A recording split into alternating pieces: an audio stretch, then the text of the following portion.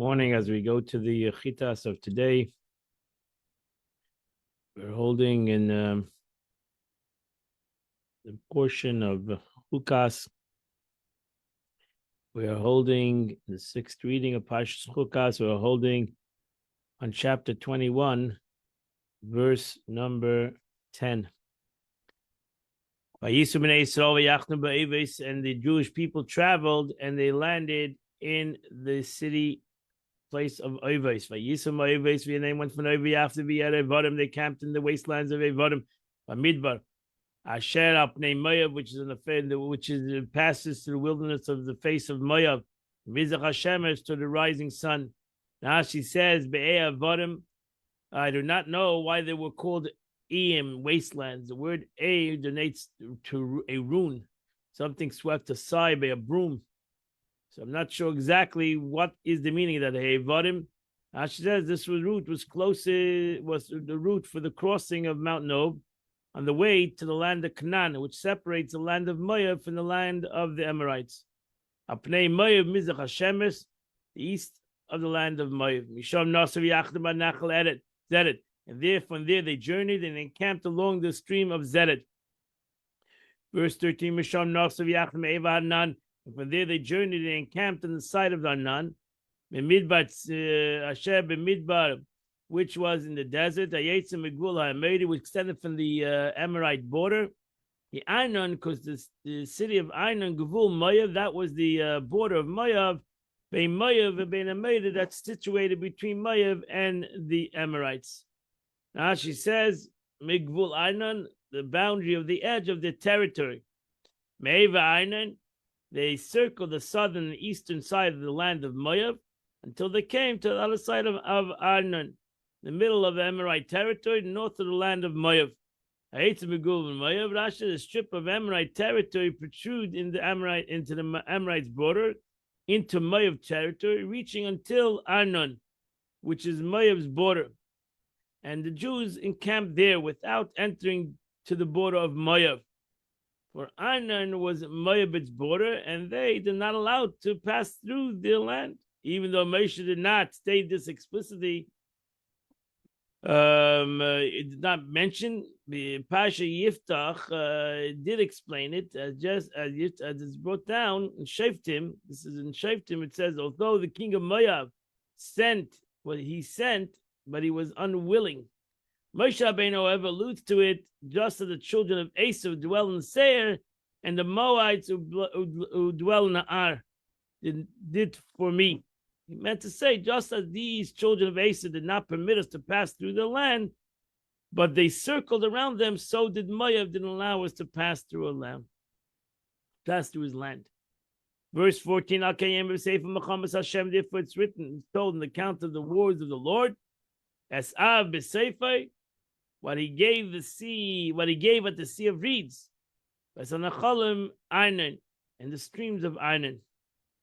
That's just concerning encampments and the miracles that happened there. It's told an account of the wars of the Lord. When they relate the miracles or what happened to our forefathers, they relate what he gave. As Vahev, like as Yahev, which are Aramaic root meaning to give. Yahev, Vahev. Just like from the root Yad, which is Va'ed. So is Yahev to give it a Vahev, the Vav, part of the root. Let it say what he gave Yahav. So you take the Yud instead of make the Vav. That's Nachalam Aini. Just so we account the miracles of the Red Sea, so we account the miracles that happened at the streams of Arnon.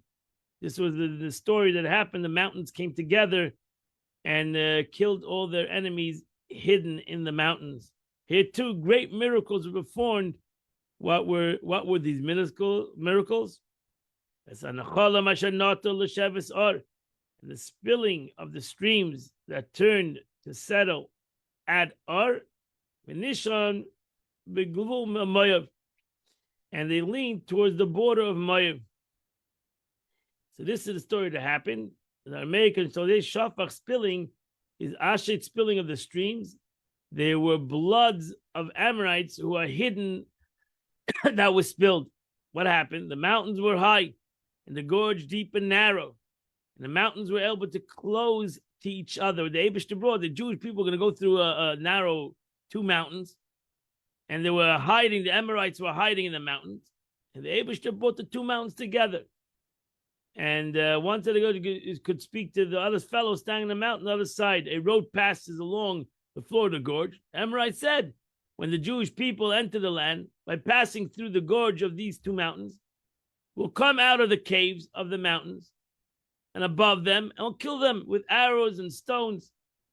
There were clefts in the rocks of the Moabite side of the canyon, and directly opposite these clefts on the mountain of the Amorite side, there were like horns. There were like these protruding horn of beasts, rocks. When the Jews prepared to pass through it, the mountain of the land of the land of Israel trembled, like a maidservant going to greet her mistress, and they moved towards the mount of Moab. Then these two breasts came together, killing all the Amorites. So this is the meaning. Turned to settle at Ar. The mountain swung from its place and moved to the side of Moab, its border, and attached itself to it. And from there was a well. So there was a famous well, the rock, the stone of Miriam, which the Lord said to Moshe to gather the people and to give them water. So from there, the flow of the blood came from. It came from the well. How? The Holy One, blessed we said, I'll perform my children a miracle. I'm not going to tell them of the miracle that happened before they even got there, that these two mountains came together and crushed all their enemies. So I'll give the child, to the famous statement it says in Proverbs, if you give child bread, inform his mother. Tell the mother that you gave him food. So too, God said, I'm not going to tell the Jewish people that I gave them a miracle. After they passed through, the mountains returned to their place. And the well descended into the stream and brought up the blood and of the slain, their arms and their limbs, and carried them to the camp of the Jews. And the Jewish people saw this miracle that happened before they even got there. They realized that the Eibishter did a miracle even before they asked him for the miracle. And that's why as Yashi saw Sashir Azay, the Jewish people sang in Arnon, Ali Be'er Enula, ascend the well, sing to it. Now she says, from the stream, and the bringing up what it brought up, all this blood. How did we know that the well informed them? For it says, for there the well. Was it literally from there? Was it not from the well? Was not the well with them since the beginning of the 40 years? However, descended to proclaim the miracle. Similarly, the Jewish people sang a song. Was said at the end of the 40 years, but the well was given to them in the beginning of the 40 years. Why was the song written here instead of earlier 40 years before? Because the subject of the song explains what happened. The song brought about the stones. The Be'er brought about a miracle besides giving them water for 40 years. The stone, after the 40 years, revealed the miracle that they were saved. Be'er Chafura, the well dug by princes. Karu Nedivayam, carved out nobles of the people. The Mechaike through the lawgiver with their staff. Umamid B'matana, and from the desert, they got a gift. Now she says, Be'er Chofru, this is the well dug out by princes. Who are the princes? Moshe and Aaron. When Mashanesam, what brought about the greatness of the well is the staff. My midbar, and it was given to them this well of water in the desert. Umanatana Nachliel.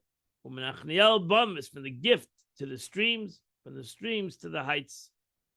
As a Tiger Renzerash says, since it was given to them, it descended with them into the streams.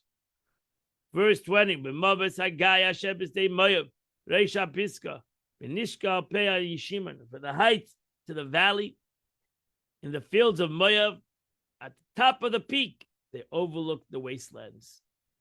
Now she says, for there Moshe Rabbeinu ultimately died, and the well ceased. This be'er stopped to give water.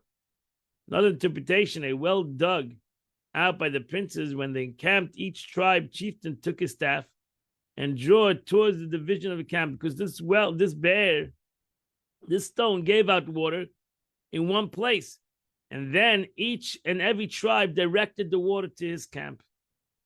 The Mechaykek, through Moshe Rabbeinu, was called Mechaykek. Shenimah Mechaykek, it was called the lawgiver. But there, the portion of the lawgiver is concealed, as brought down in Deuteronomy. But why is Moshe not explicitly mentioned in this song? Because he was smitten through the well. That's why he's not, Moshe Rabbeinu doesn't say he sang the song. Because Moshe's name is not mentioned, the name of the Holy One, blessed be, is not mentioned. This can be compared to a king who was invited to a banquet. He said, if my friends is not there, I will be there. But if not, I'm not going. So since Moshe Rabbeinu is not mentioned, that's why God's not mentioned. Reisha Pisga, she says, the Targum says at the top of the heights. Pisga Lashon Gavaya, Pisga means the peak. Binishkafa, the peak overlooks a place called Yeshimun, a word which describes a desert which is desolate, like Shamim. Another interpretation, the well can be seen from Yeshurun, for the well was hidden in the Sea of Tiberias. Because where did the stone go? So the Gemara says, Medrash says that the stone went into the Yam HaKinneret, which is in Tiberias. And anyone standing at the wastelands above the sea can look down and see a kind of sieve like in the sea. The Gemara says you can find where the stone is. If you see like the water is like a sieve, that can look down and see kind of sieve the sea, and that is the well. This is brought down in Medrash Tanchuma. There is a possibility even today to go and find this rock. It's someplace in the Tiberias. It's there in Eretz Yisrael. And that completes the Chumash for today. We're now going to the Tanya today. We are going to complete the 10th chapter in Shar HaYichud Varamuna. The Alter Rebbe continues. The Alter Rebbe now offers an instance how this creation came about through Sfiris. Ultimately, is brought down in the Zohar in the Karadizal that the Eibush created the world through Asera Amares, which is also the concept of Eses Sfiris, the 10 manifestations of godliness. The Rachmashon. So, for example, B'yei Marisha, in the first day of creation, Sheish is maybe in the 6 days of creation. Nigla Midas HaChesed was revealed the attribute of kindness. It doesn't mean only the attribute of kindness; it means the attribute of kindness with all the other attributes. And everything was vested in Midas HaChesed. So Midas HaChesed was the trailblazer of Sunday, brought about the concept of Yom Rishon. The first day of creation is the creation of Chesed. It's brought about through the aspect of Chesed. And within that Chesed, you had everything else in all the other 10 attributes came, so to say, with Chesed. And therefore it says, that what is the first day of creation? Yom Rishon is Oir. He might be Yi Oir. The concept of Oir. What is Oir? Oir is a spastus from Shachas Oir. Oir means diffusion, light. It's a diffusion that flows of light into the world from above. And it's diffusion. And this light, the first day of creation, Yom Rishon Oir, is the creation of light and its expansion from one end of the world to the end of the world. This creation of light is an expression that the attribute of kindness, and that's why it's brought down in Rashi that the Eibush hid this light, because the world was too chesed for the world was too big. Chesed is characterized by the fusion of revelation. That's chesed. Chesed is to give light. That yet because the attribute of kindness. also included the attribute of might and the attribute of Atzilus, all incorporate each other. Therefore, the light is not as spiritual as the actual supernal light of Chesed and the world of Atzilus, because ultimately the light came into contractions. If the contractions, Beresh is Bara. And also became enclosed in this light. He came enclosed into the world, which has the world itself is finite and limited. As we said before, the journey from the heavens to the earth is 500 years. Mizrach l'mayrev, from east to west. So this limitation would not have come to pass were the creation to proceed undiluted from the attribute of kindness. It would only be totally the attribute of kindness, because then you'll have an unlimited world, which diffuses without limitation. However, since the attribute of might, the source of limitation, is incorporated within the kindness creation of the finite, and therefore you have that reality of physicality. At any rate, because the attribute of kindness was revealed and was dominant during the first day of creation, even though it had within a Gevura, but the dominant force was Chesed. Created beings relate to Chesed, such as light, came into existence on the first day. Or, whatever Or means, is many interpretations to the concept of what's the creation of Or. Because really, Or is the Mar, is giving the Or, but Or, the creation of Or. And then what happened on the second day of creation?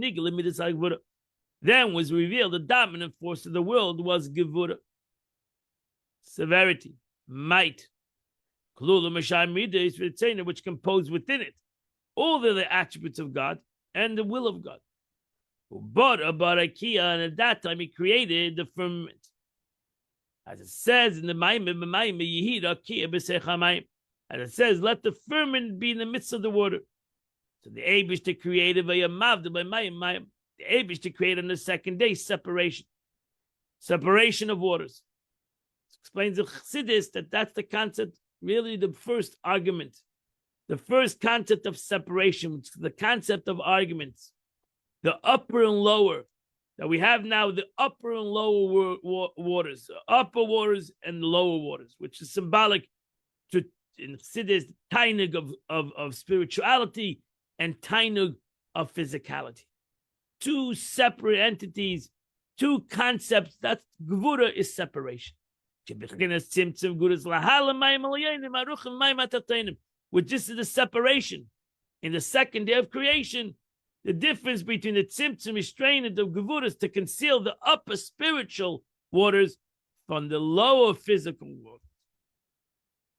Which that's one of the reasons why it doesn't say Tov in the second day of creation. In the second day of creation, let's say the first day it says Tov, and the second day it doesn't say Tov. And on Tuesday it says Pamayim ki Tov, the third day twice Tferes. Pesach Gevura Tferes. By days niskashmak tachtenim, and this separation brought about that the lower waters became megashim. That's why I said it's mayim, tainug gashmi. So physicality is an empty vessel. Tainug gashmi. We have the light of the mayim, the tainug of the world creates the megushim, gives the world its coarseness. The lower words become material. So this materiality was brought about through the tzimtzum and concealment, which emanates from the attribute of might, the attribute that was revealed and dominant during the second day of creation. But ultimately, chesed was part of that Gevura. So therefore, the Eibishter didn't want to do a chesed by separating the waters, because the Eibishter understood, God understood, that ultimately these waters are going to elevate to the upper waters. And that's why the Eibishter God wanted in this aspect of separation. It was not a separation for the sake of separation. It was actually a separation for the sake of coming together, which would be a greater unity through this separation. And that's what God wanted, that the separation should ultimately bring about a unity. That's what the Eibishter created a human being. Created them together as one. Then he separated them And then he said, come together again. So the separation, that means you were never separated, but seemingly there was a separation. And this separation, the Eibishter wanted to bring back to a stronger bond through the separation. And that was the idea. Because actually the kind was part of this Gevura. It was not separation for the sake of separation, because it was chesed was part of it. Note of the Rebbe, the very act of building itself is the expression of kindness. And that's the whole point. The whole point of the separation was chesed. Sometimes the chesed is hidden in it, in this Gevura, because it brings about a greater unity, a greater concept of chesed. Thus, even the middle, even where might prevails, it is tempered by the attribute of chesed. Because it's all for the third day of creation.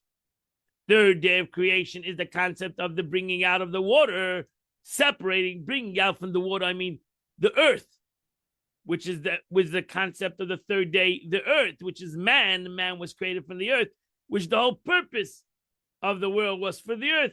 So that's why the third day is beauty. Third day, from this separation comes out beauty, which is the concept of the third day. And the third day, what does it say in the Torah? The third day, Pamayim Kitayv, it says double good. So the third day elevates the second day. The third day proves that the second day, the separation, was really for unity, was really to bring about the greatness of man, which is going to bring the unity between the upper worlds and the lower worlds. And now, the Chen Kulon, thus the ultimate expression of kindness, is the third day. Pamayim Kitayv, it says double good in the third day. And so to them all. You can go through all, but the main first three is Chesed, Gevura, and Tiferes. But ultimately, you have Wednesday, Thursday, Friday, and ultimately Shabbos.